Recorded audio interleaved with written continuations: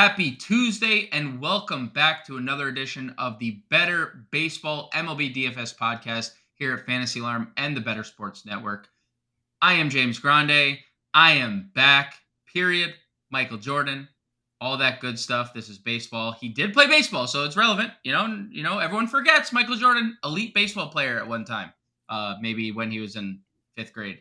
I am joined not by John Impemba, not by Howard Bender, not by Julio Franco, but Colby Conway at Colby R. Conway on the Twitter machine. Colby, happy Tuesday, brother. What's going on? Yes, thank you. Glad to be here. Ready to talk a little MLB DFS action with you here. And it'll be you and me for most of the week ahead. So looking forward to starting things off on a high note for this dynamic duo here as I fill in for the incomparable John Impemba. I mean, definitely. I mean, he just is like, he likes vanilla ice cream and he doesn't use any condiments. Like, very comparable to a lot of children. But I digress. We move on to the 15-game main slate we have on tap for Tuesday. A slate that includes a lot of elite pitching. Obviously, every player in baseball that is not on the injured list is taking part, but Ohtani, Gossman, Ryan, Valdez, Gallen, Kershaw, Bradley, you name it, they're on the mound. It is a Coors Field slate as the Dodgers head into Coors to take on the Rockies there. So a lot to get into. So why don't we just hop into things, Colby, and take a look at Las Vegas and what we're just taking a look on, if we think anything's going to move, if we notice any over-unders that are huge to open, any money lines that we want to take a look at. What do we got? Yeah, the over-under for the Pittsburgh-San Diego game is going to move. Padres are good against lefties. Rich Hill stinks at home.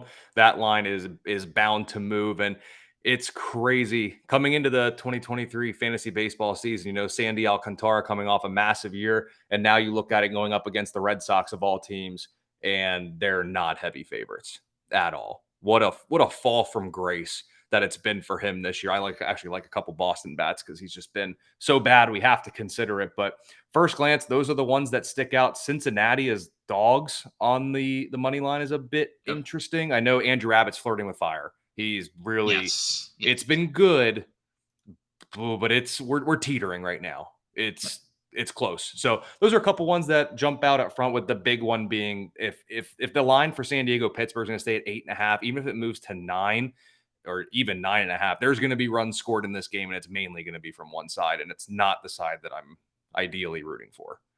Yeah, especially San Diego bats waking up pretty much across the board. Their best player, Ha-Seong Kim, waking up. Like, it's been a great ride for Pittsburgh. Just, the proverbial 12.5 total in Coors, just to throw that out there. Some places 12, others 12.5. Connor Siebold taking the mound for the Colorado Rockies. We saw him get absolutely shellacked not too long ago. But that's really it. 9.5 in Cleveland, Kansas City. 9.5 in Miami, Boston, as you mentioned. San Diego Alcantara taking the mound there. That's really it. So why don't we get into things? We'll start at the pitcher position, and we will break down our top plays as a position. Colby, why don't you jump in first? Yeah, I mean, right at the top, Ohtani is going to be pretty popular. Very good arm. Chicago stinks. They've been worse against lefties than, righties of late. But regardless, the better side of their splits is still pretty bad, if we're going to be honest. It's a lineup you can attack. Ohtani's very, very good. Splits are in his favor, so you got to like him. Also at the top, sometimes I love to fall victim to narratives, especially in DFS. And, like on Monday night, Luis Castillo at home. He's very good at home. Kevin Gossman, typically when he's at home, you kind of play him and you move on. His last two starts, I believe, have been on the road and they haven't been as good. But his last home start against Minnesota, which was a dream spot. Yep. Not good. And I understand you can't be perfect every time. So, I mean, what do you think? I mean, San Fran also, if you look at their numbers, they have not been striking out as much lately. And they went through a stretch where they struck out every other batter, nearly, is what it felt like. So can we trust Gossman at home against the Giants? Can we do it at this price? I mean, the thing about Kevin Gossman this year is there's been few pitchers that have had as consistent upside as him, seemingly from slate to slate. I mean, I talk about this with John almost every time we talk. Like, He has 5, 6 games this year with double-digit strikeouts. Like, I don't know how many other arms can say that this year. Like, I don't even think Spencer Strider has as many double-digit strikeout games. I don't think there's as many guys in the league that have that much strikeout appeal. You mentioned they're not striking out as much. San Francisco still a 24% strikeout rate against righties on the year, which is still amongst the league lead. And I know obviously their roster has like shifted. Guys have gotten healthy, and they've been pretty good against right-handed pitching from pillar to post. Really. Um, I'm willing to take a shot on Gossman. And it's again like you look at the rest of this top tier. Joe Ryan, I know he's coming off, his best start of his career after really struggling and laboring through a bunch of starts in a row. He gets Atlanta in the summer. Like that's not fun. Framber has a what's supposed to be a tough spot against St. Louis. St. Louis has had a long history against left-handed pitching. And I've talked about Framber and like a lot where he's super consistent. He doesn't always offer you the Mets start ceiling, right? That is not often. He's just the quality start guy that like gets you 7 innings, 2 earned, 6 strikeouts, clock in, clock out, nice 9 to 5. Like he's coming to work every day. He doesn't have a lot of vacation time, so I like Gosman pretty much after what was that? Why are we smiling? Vacation time. I mean, you're like like the meme where it's like vacation. Your vacation time, Colby, and then you guys are shaking hands. That's you. Anyways, I digress. Any like I'm with Gossman. I like Otani as well. I think he's my top arm. I think Gossman's number 2. Any of those guys I mentioned also on your radar, or anyone else like above 9K on your radar at all? Taj Bradley's interesting because the strikeouts there, Yep. and the thing with him, it's one of those things where do we put more weight into it? Are we putting more weight into how good he's been against lefties this year, or we put more weight in how good Arizona's been against I know. right-handers? Like there's that delicate balance. Like when I'm looking at it here with Taj Bradley on the year, I think lefties are only hitting like 215-ish, 216 against him with a 252 WOBA. Righties are doing a little bit better. And when you think about that Arizona offense, probably 3 of the first 4 guys, or maybe 2 of the first 3 you think of, are both left-handed hitters. Yep. So if Bradley can stymie them, he's been pitching pretty well of late.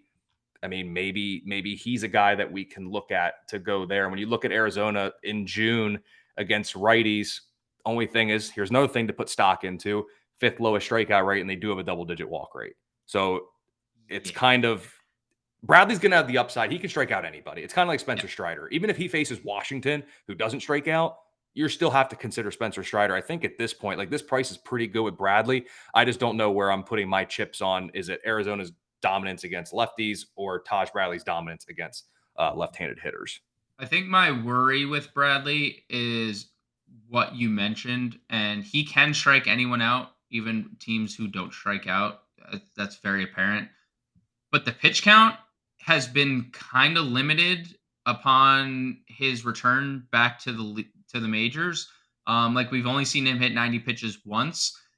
And if Arizona's working counts and we see the 3 to 4 walk Taj Bradley like he was against Oakland, Texas, Boston, are we even getting 5 innings here out of Taj Bradley? And at 9,400, that's where I would run into a little concern. For $200 less, I would go to Bryce Elder in a spot who had a guy who has not had much pitch limitations or pitch count limitations. And I don't think he has nearly as much upside as Taj Bradley does. Bradley had 10 strikeouts in the first 11 batters he faced against Oakland, and the wheels kind of fell off and the walks started piling up. But Elder has looked really good in back-to-back starts against Colorado and Philly. And, one of those offenses is unlike the other, obviously, but he does nothing but keep the ball on the ground. Like nobody hits the ball in the air against Bryce Elder. And Minnesota, when you talk about strike, like this is a spot that we could see Elder flash strikeout upside. Like he's had 8 strikeouts in a game. He's had a bunch of 6 strikeout games. Minnesota leads baseball in strikeout rate against right-handed pitching. And yes, they have power, but 9,200 for Elder is a very safe price. He's had 20 or more fantasy points in 3 of his last 4 starts, excluding the blow up against everyone's worst nightmare, Washington, which again, I don't know why people target Washington with pitchers, but that's their fault. But I like Elder here, 9,200 more than Bradley. Like I like Bradley's ceiling more, but I'm just worried about the spot because, like you said, Arizona does not really have any deficiencies against right-handed pitching. Yeah, I think that's fair. And then the other two that are kind of intriguing. Where's that San Diego right-hander? There he is. There he is. All right. Pittsburgh's offense has been anemic over the here in the month of June against righties. I mean, they're not striking out a ton. They're in the lower third in the league in terms of strikeout rate, but they couldn't hit water if they were stuck in the ocean right now. Yeah, they are struggling. But then you look at Darvish, and he's allowed like 73 earned runs in his last 3 starts. So and his splits, he's better at home than on the road. Yep. And now he's going to Pittsburgh. He's in a great spot for a win. San Diego is going to win this game. They're going to pummel Rich Hill, which we'll talk about in a bit. Boy, I don't know if I can trust Darvish in cash, but I think if you want to get a little creative in a GPP, Darvish, I mean, this could be that Darvish outing where he comes out 6 2/3 shutout innings with 8 or 9 strikeouts against this Pittsburgh team. It very well could happen. The Cubs start. If the Cubs start, it could look identical to something like of this degree. And I completely agree, Colby. Like this is the first place I went to in the mid tier. Not because I think Darvish has pitched well, because he hasn't really at all this year. He has a handful of good starts and a lot of bad starts for a guy that's being paid a lot of money and has been a guy as highly as regarded as Darvish has. And sometimes people run their course. I still think there's stuff in there. The strikeouts have been decent lately, 5 or more in 4 straight starts. And you mentioned your Pirates have not been the same team this month, unfortunately. So I think Darvish is going to be pretty popular, and I agree on the tournament front. I don't think I can get there in cash, but tournaments I have. I mean, look, he has a 36-point ceiling, right? We have a 44-point discrepancy between ceiling and floor. So that is what you call GPP special right there. So I agree. What else we got at pitcher? Any good value? I think there's some pretty interesting value on today's slate. Yeah, you just talked about not attacking Washington, but Brian Wu. Oh, yeah. I know we both better have than written his down numbers. too. He's better than his numbers have indicated. I wrote about it in the Streaks and Trends articles at Fantasy Alarm. He is better than what he's been led on. Just take that first start out of the equation. Right. That's the pitcher he is. And the strikeouts are there. I know Washington strike out a lot. Something has to give, and Wu is filthy. So he's in a really good spot. And then I'll kind of let you talk about both of them. But I don't know. I just keep coming back to if he's going to get the start, Gavin Williams against Kansas City. Just because Kansas City's not been good against righties. I mean, yeah, Williams' debut is what it is. But, I mean, we all know the kind of upside that he has. So Williams and Wu are kind of the value guys I kind of see. W. That was like win W. I guess I should have said the wow you plays. That would have been really cool for alliteration. But it's not as cool when you have to just cut it in post and then come through that. The wow you plays. Yeah. Nice. I like that. That's you're gonna be a great dad with all these dad jokes. Oh God. I'm a one day, Colby. One day. Yeah, words. Yeah. I agree on both. Wu is in it. Look, Washington doesn't strike out, but like we just talked about it with Strider and Taj Bradley. Like some people just miss bats, and that's just what their nature is. The Gavin Williams thing, it was Oakland, and that's obviously disappointing, but Kansas City has been really bad against right-handed pitching from the start of the year on.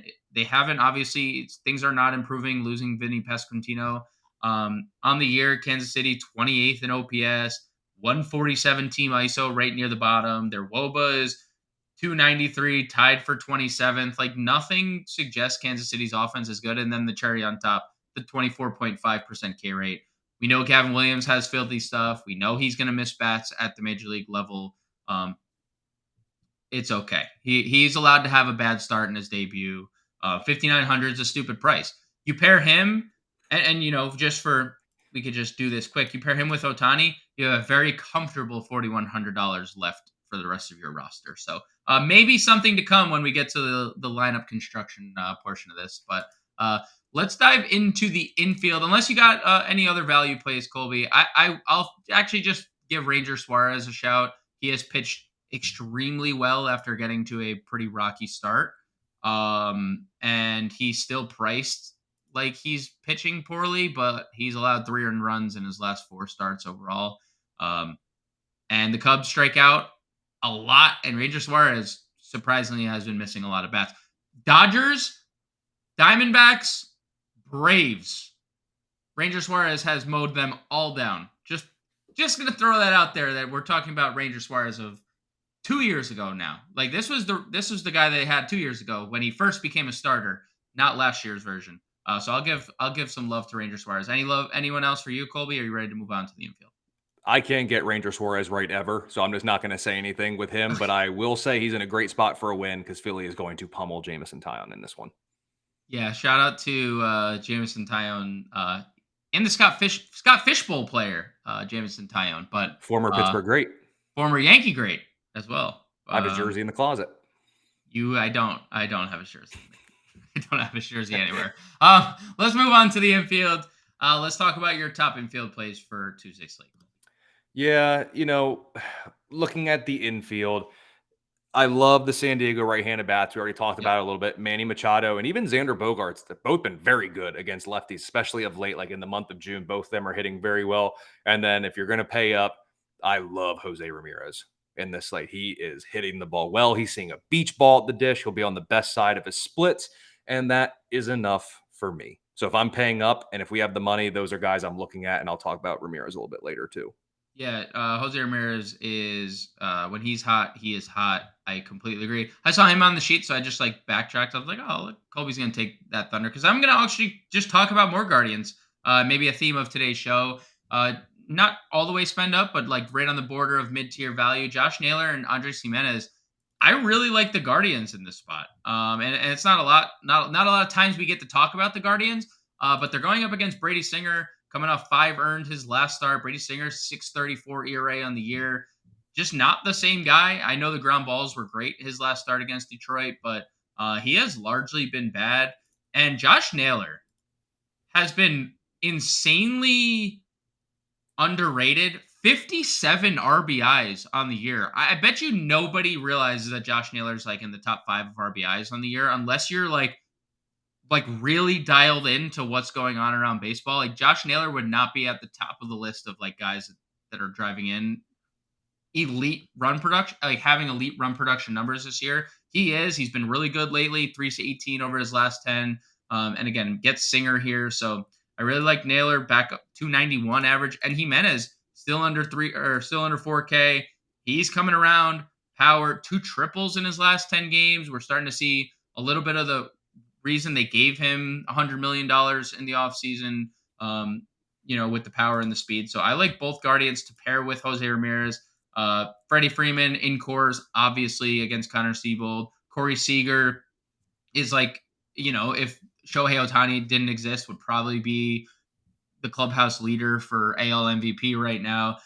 And I did mention Ha-Seong Kim is not having too bad of a stretch right now, Colby. But like really, I mean, 353 his last 10 games. We're homering so like during the pandemic, I did the KBO coverage, and Ha-Seong Kim was like the talk of the town, like coming over from the KBO. This guy was a 30-30 player in the KBO. Obviously, not the same competition, but like he faced Chris Flexen, dude. Like, come on. Like we knew Ha-Seong Kim was gonna make it in Major League Baseball. And now the fruits to that labor, 3 home runs in his last 4 games, and he's going to lead off. They've been leading him off against left-handed pitching of late, and you mentioned the Rich Hill factor here. I love Ha-Seong Kim, all formats at $4,300. I think a mini infield stack that's kind of intriguing when looking at the slate. Former New York great Jordan Montgomery has not been good at home this year.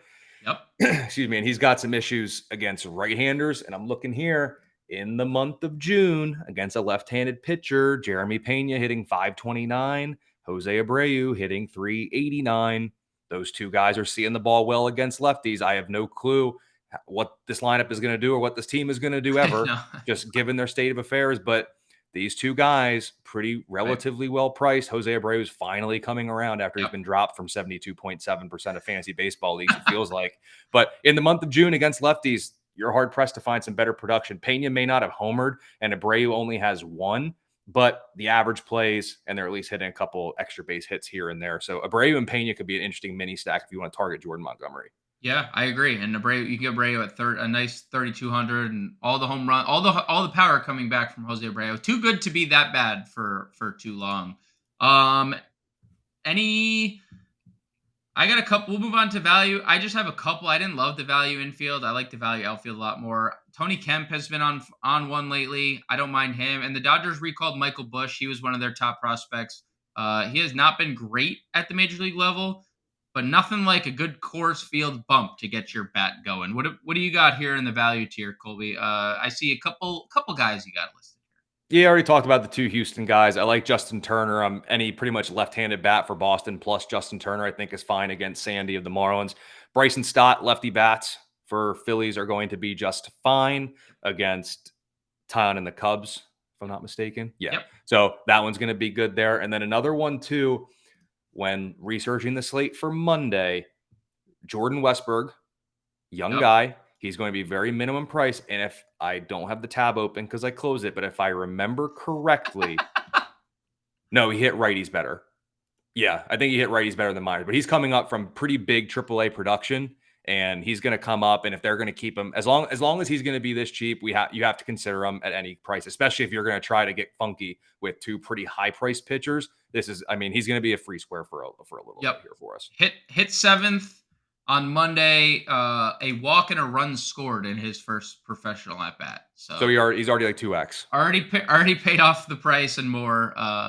And that was his first at bat. So more to come for the rest of the night. Colby, what do we got for the outfield? You and I have the same top outfielder. You have talked about the same team. You're wearing their colors on today's show, despite them facing off against your hometown team. But Fernando Tatis has to top the list for this outfield. Right-handed bats against Rich Hill at PNC. That's what we're going to go with. So Tatis is going to be a slam dunk play. His ownership is going to be incredibly high. Any San Diego stack's going to have him. Even if you don't stack the Padres, he's the one-off bat you're going to take. So, yeah, Tatis is in a really good spot.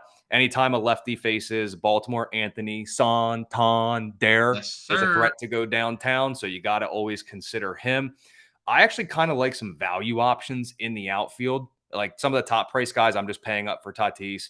I mean, if you want to go Mookie Betts and Coors, I'm fine with it. Like any bat in that game, you're Right. probably okay with, especially from the Dodger side, because Connor Seabold is very bad. So you could go there. But top price guys, Fernando Tatis is way, way, way above everybody else. Agreed. And I love Santander against lefties. Another monster year.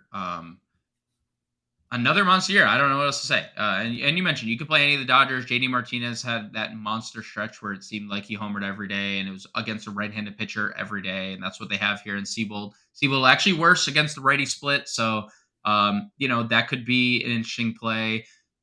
There is a lot of really good value, I think, in the outfield today. Austin Hayes, if you want to continue on with your Baltimore stack, leading off again against a lefty, he has been amazing. Joey Weimer has mashed lefties this year. Milwaukee faces off against Southpaw. How about some Matt Vierling? Detroit has had some weird, decent players of late. Like Kerry Carpenter has come from the woodworks. Andy Ibanez had like a really good stretch of like 2 weeks. But Matt Vierling over the last 10 games, 1,200 OPS, 3 home runs. Gets a righty lefty against Martin Perez, who has not been the same guy last year. So I'll go Vierling.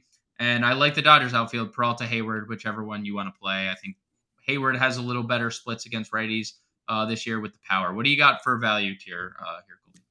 Yep, Alex Verdugo, very good against righties of late. He's in a very good matchup there. And then don't overlook any Philly stack with Brandon Marsh hitting 351 over his last 39 plate appearances, including he's got like 4 multi-hit efforts in like the past week or so. I mean, last 10 games are good right there. 2 hits, 2 hits, 3 hits, 2 hits. Yeah, I mean, Brandon Marsh, I'm surprised he's 3,100 with how bad Jamison Town has been, 1 at home and 2 against left-handed bats. And that's something that's kind of plagued him for most of his career, the lefty side. So I love Philadelphia left-handed bats tonight. And I think Marsh, not only is he a great value, but the the point per production that we could see from him could be very, very profitable. Yeah, Tyone against lefties, man. It's been a Bad. brutal sight. Let's get into I like the little name here we got because it's usually Grande's Gems and Impemba's Imprints, but we don't have John. We don't have that vanilla loving uh no condiment eating son of a gun. We have Colby here. So we got Grande's Gems and Conway's Cornerstones. I should have said corner store. That sounds like something you should open up as well. Conway's Corner Store. That In involves con working though. Yeah, that involves true. You more vacation days and working days, that's for sure. So Colby, why don't you run through some of your cornerstones, starting with the home run call? Yep, home run call. I said it earlier. I'll say it again. Jose Ramirez, great spot for him. If you're a BVP truther out there, I used to be. I faded off a little bit from it, but he's 7 for 16 with 2 home runs in his career against Brady Singer. So have to love that top stack. Out, obviously, Dodgers love them at Coors, Right. but I've said it enough. I've trashed these colors right here. I got to say it again, but the Padres, led by those right-handed bats against Yep. Rich Hill. That's the stack that you want to know. Contrarian stack, I've kind of said it a bit. I really like yours, so I didn't want to copy you, but Red Sox and Phillies, I don't know how contrarian they actually end up are, but they're not one of the big two, so that's going to make them contrarian. Star of the night, I robbed from you, Fernando Tatis Jr. He may go yard twice. It's just Maybe. Yep. simply, it's that simple. And the value play of the night is Mr. Multi-hit effort over the past week. Multi-hit effort after multi-hit effort. It's Brandon Marsh. Love it. Even though he's still my star of the night. So obviously, tee that up that he is my star of the night. He's also my home run call. Top stack is the Dodgers in Coors Field. Contrarian stack. I'm going to go with the Cleveland Guardians. I am a believer tonight. I don't like the name, but I am a believer of the team, at least on Tuesday. And I'm going to stay with the Dodgers theme. Jason Hayward, he's had us a 200 plus ISO against right-handed pitching this year. So shout out to the J. Hey, kid. Cole, we have a couple of minutes left, so let's just cruise through a lineup. I would say we were both on the Ohtani front. What do you want to do? Do you want to go Darvish or do you want to go all the way down to Williams or Woo? Let's start with Darvish. It's easier to take money away Okay. than try to find ways to add it in. I agree. What do we got? We didn't talk a single catcher, because that's usually how things go with catcher in general. Is there anything that stands out specifically? I mean, let's do this because we're gonna play Tatis. He's probably the first player we're gonna plug. I sorry. Hey, we're playing our boy Kim. Any what do we got for value plays? We're gonna have to we can go Jose Abreu. Go Marsh, Abreu, maybe even Jeremy Pena. Marsh, Abreu, 3,200. Let's go to I think Pena's 4,100. That's okay. Now we're cooked. Catcher. Let's just punt catcher, right? I mean, we're gonna have some punt outfielders. Who is our favorite punt catcher of the day? I mean, Yan Gomes gets a lefty. That's always one of my favorite things. Matt Thais isn't bad against righties for the Angels. He sure is. Did I pass Tice? I don't think know. I did. I don't even know what his price is. He's here. There he is. 3,700. Oh, we need something cheap. You know what? What do we got? We got third base, catcher, outfield. How expensive is Joey Weimer? Are you cool with Joey Weimer against a lefty? 2,600. Yeah. David Peterson's been kind of. Yep. Third base. Do you want to go with a? Well, we can't get Ramirez. Let's try this. Yeah, we're gonna work on getting Ramirez here. 5,900. Ramirez. Yep, throw Ramirez. And then we have a $3,400 catcher. Yanier? Yep. Let's just go Houston stack. That'll do it, guys. For those listening on the podcast, Shohei Ohtani, Gavin Williams, Yanier Diaz, Jose Abreu, Ha-Seong Kim, Jose Ramirez, Jeremy Pena, Fernando Tatis, Brandon Marsh, and Joey Weimer. $100 left over. That'll do it for the podcast. Colby and I will be back at 5 p.m. Eastern Standard Time with your MLB DFS live stream here in the Better Sports Network and Fantasy Alarm. We'll catch you guys later.